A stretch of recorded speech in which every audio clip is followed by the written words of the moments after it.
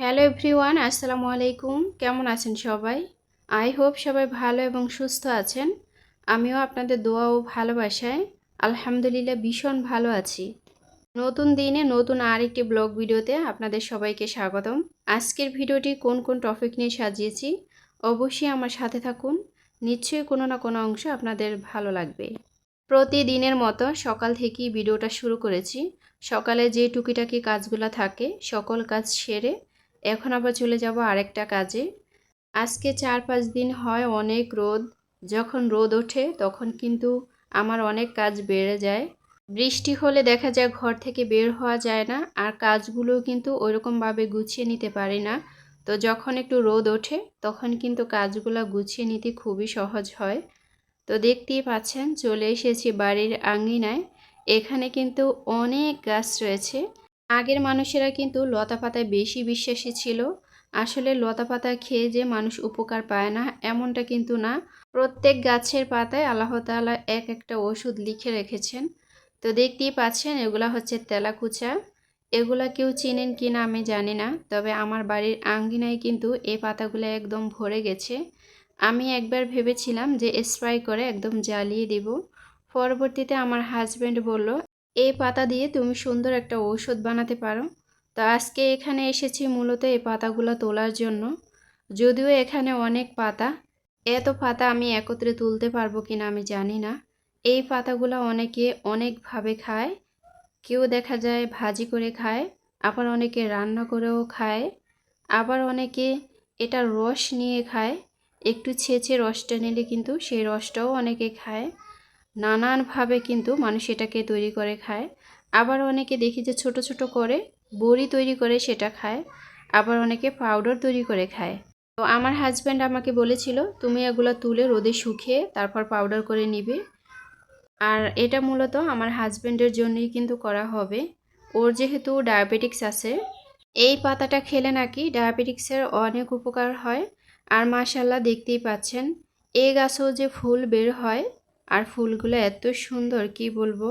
এই ফুল থেকে আবার ফলও বের হয়। ফলটা যখন পেকে যায় তখন কিন্তু একদম টকটকে লাল কালার হয়ে যায়। আর ওই ফলটা কিন্তু খুব মিষ্টি করে পাখিরা খেয়ে নেয়। আল্লাহ তাআলার কত যে নিয়ামত এই পৃথিবীতে রয়েছে, মহান আল্লাহ তাআলাই ভালো জানেন কত সুন্দর করে এই পৃথিবীটা তৈরি করেছেন।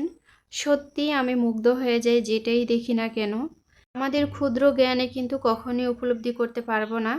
তারপরও আল্লাহ তাআলার কাছে সব সময় শুকরিয়া আদায় করি।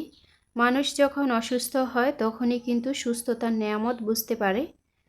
এই তেলাকুচার পাতা দিয়ে কিন্তু অনেকে পাকোড়াও তৈরি করে। তো আমার হাজব্যান্ড যেহেতু প্রবাসী, চাইলে তো আর ওকে আমি এই পাতাগুলো খাওয়াতে পারি না। যার কারণে আমি পাতাগুলো তুলে তারপর রোদে শুকিয়ে পাউডার করে ওর জন্য পাঠিয়ে দিব। তো দেখতেই পাচ্ছেন এখানে কিন্তু আমি পাতাগুলো খুব সুন্দরভাবে তুলে নিচ্ছি। যদিও আমার কষ্ট হয়, কারণ প্রচুর রোদ। এই রোদের ভিতরে দাঁড়িয়ে থাকা সত্যি অনেক কষ্টের।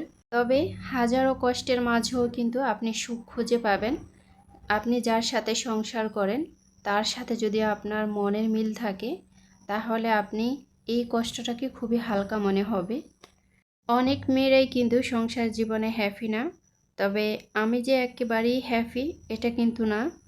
আসলে আপনি যতটুকু মানিয়ে নিতে পারবেন, যতটুকু ছাড় দিতে পারবেন, ততটুকুই কিন্তু আপনি ভালো থাকবেন। এই পৃথিবীতে কেউ কিন্তু প্রকৃতপক্ষে সুখী না। আপনি যদি কাউকে প্রশ্ন করেন সংসার জীবনে সে কতটুকুন ভালো আছে, তাহলে যদিও সে বলে যে আমি একদমই ভালো আছি, আমার কোনো সমস্যা নেই, তারপরও দেখবেন কোনো না কোনো সময় কোনো একটা গরমিল খুঁজে পাওয়া যায়। তো এভাবেই কিন্তু প্রত্যেকটা মানুষের জীবন। পর কখনই আপন হয় না। পরকে প্রত্যেকটা মেয়ে আপন মনে করেই কিন্তু সংসার করে। তবে হ্যাঁ, আলহামদুলিল্লাহ আমি সংসার জীবনে অনেকটাই ভালো আছি। আমার হাজব্যান্ড আমাদের জন্য কিন্তু অনেক কষ্ট করে, শুধু আমাদের জন্য না, তার ফ্যামিলি। সে সংসারে বড় ছেলে হিসেবে তার যতটুকুন দায়িত্ব সে কিন্তু ততটুকুন পালন করার চেষ্টা করে। আজকে ভেবেছিলাম যে কোনো ভিডিও আপনাদের সাথে শেয়ার করব না, কারণ গতকাল রাতে একটু অসুস্থ হয়ে পড়ি। এতটাই অসুস্থ হয়ে পড়ি কি বলবো। আমার যেহেতু দুটি বাচ্চা, বাচ্চা দুটোও কিন্তু এখনও ছোট ছোট। আমি মা হিসাবে ওদেরকেও আমার দেখতে হয়। এর পাশাপাশি সংসারের নানান কাজ, একা হাতে সব কিছু সামলিয়ে ভিডিও করতেও কিন্তু কষ্ট হয়। কি করব, আপনাদের ভালোবাসায় কিন্তু আবারও ফিরে এসেছি। দীর্ঘ 6 মাস কিন্তু কোনো ভিডিও দেই নেই। একবার ভেবেছিলাম যে আর কোনো ভিডিও দিব না। 6 মাস পরে চিন্তা ভাবনা একটু চেঞ্জ হলো, কারণ আগের থেকে একটু স্বাভাবিক হলাম।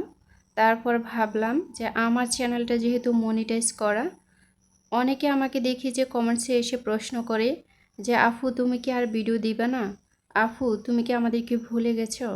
এই কমেন্টসগুলো দেখলে সত্যি আমার মায়া হয়। তো সেই মায়া থেকে আপনাদের মাঝে আবারও ফিরে আসা। জানি না কতদিন আপনাদের মাঝে থাকতে পারবো। আমি লাস্ট একটা পোস্ট করেছিলাম, ওই পোস্ট করার পর থেকে আর কখনো ভিডিও দেই নেই। আসলে আমি স্বাভাবিক হতে আমার অনেকটাই সময় লেগে গেছে। এই যে একটা গ্যাপ, এই যে একটা দূরত্ব, এই গ্যাপের কারণে কিন্তু আমি অনেকটাই পিছিয়ে গেছি। জানি না আমি আগের পর্যায়ে আপনাদের জায়গা করে নিতে পারবো কিনা, আগের মতো আপনাদের ভালোবাসা পাবো কিনা। আপনারা যদি আমাকে ভালোবাসেন, ইনশাল্লাহ হয়তো আমি আগের পর্যায়ে ফিরতে পারবো। তো দেখতেই পাচ্ছেন এখানে কিন্তু পাতাগুলো একটা পাটিতে শুকাতে দিয়েছি। এই পাতাগুলো ধোয়ার জন্য কিন্তু আমি পুকুরে চলে এসেছিলাম। পুকুরে কিন্তু যে কোনো কাজ করলে খুব তাড়াতাড়ি হয়ে যায়, যেহেতু খোলামেলা জায়গা, তেমন কোনো সময় লাগে না। আর এই যে বাঁশের চালন, এই চালন দিয়ে সব কিছু খুব তাড়াতাড়ি পরিষ্কার করা যায়। এবার দেখতে পাচ্ছেন গাছ পাকা আম, এগুলা কিন্তু সকালে কুড়িয়ে এনেছিলাম। প্রতিদিন এরকম প্রতিনিয়তই কিন্তু কুড়িয়ে আনা হয়। মাশাল্লাহ অনেকটি গাছ আছে বাড়িতে, তবে এই আমগুলা খেতে এত ভালো লাগে কি বলবো, টক এবং মিষ্টি দুটো মিলিয়ে কিন্তু।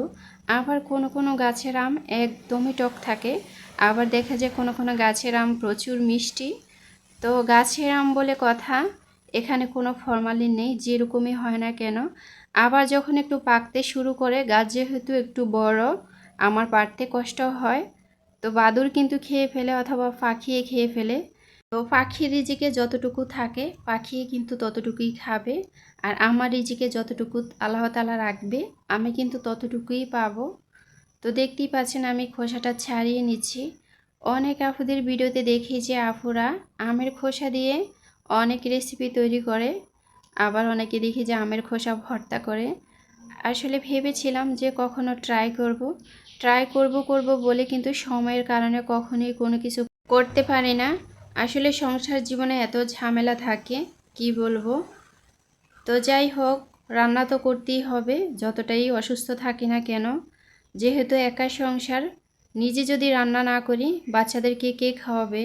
আর আশেপাশে ওইরকম রেস্টুরেন্ট বা হোটেল ওইরকম তেমন কিছুই নেই যে সেখান থেকে অর্ডার করে আনবো। তো যতই অসুস্থ থাকি না কেন, সব সময় নিজেকেই কিন্তু সব কিছু সামলে নিতে হয়।